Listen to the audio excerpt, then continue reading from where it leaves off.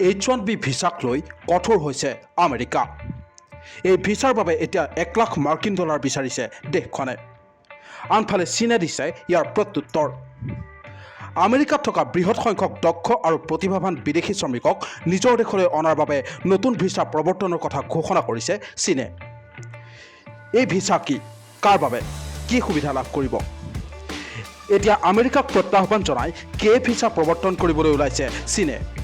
এই ভিছা মূলতঃ বিজ্ঞান প্ৰযুক্তি, অভিযান্ত্ৰিক আৰু গণনাৰ দৰে ক্ষেত্ৰত কাম কৰা বা গৱেষণা কৰা যুৱক যুৱতীসকলৰ বাবে, যাতে তেওঁলোকে চীনলৈ আহি অধ্যয়ন আৰু কাম কৰিব পাৰে।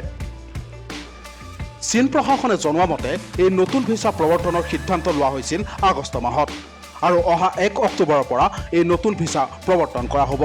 কে ভিছাক আমেৰিকাৰ H1B ভিছাৰ চীনা সংস্কৰণ বুলি কোৱা হৈছে। যেনেকৈ প্ৰতি বছৰে হাজাৰ হাজাৰ লোকে H1B ভিছা লৈ আমেৰিকালৈ পঢ়িবলৈ বা কাম কৰিবলৈ যায়, ঠিক তেনেদৰে চীনৰ কে ভিছাতো একেখিনি সুবিধা উপলব্ধ হ'ব। চীনৰ আইন মন্ত্ৰালয়ৰ তথ্য অনুসৰি বিজ্ঞান আৰু প্ৰযুক্তিৰ ক্ষেত্ৰত জড়িত যুৱক যুৱতীসকলে চীন বা বিদেশৰ কোনো প্ৰখ্যাত বিশ্ববিদ্যালয় বা গৱেষণা প্ৰতিষ্ঠানৰ পৰা স্নাতক আৰু স্নাতকোত্তৰ ডিগ্ৰী লাভ কৰা যুৱক যুৱতীসকলেহে কে ভিছাৰ বাবে আবেদন কৰিব পাৰিব। পাঠদান বা গৱেষণাৰ লগত জড়িতসকলেও আবেদন কৰিব পাৰে।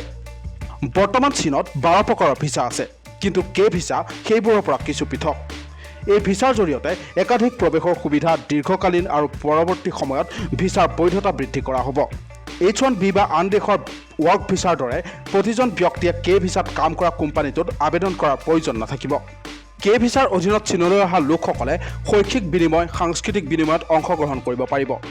কোনো নিষেধাজ্ঞা নোহোৱাকৈ তেওঁলোকে নিজা উদ্যোগত ব্যৱসায় বা যিকোনো কাম আৰম্ভ কৰিব পাৰে।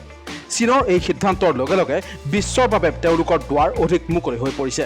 বিগত কেইবছৰমানৰ পৰা চীনে ভিছা বিনামূলীয়া প্ৰৱেশৰ দৰে সুবিধা প্ৰদান কৰি আহিছে।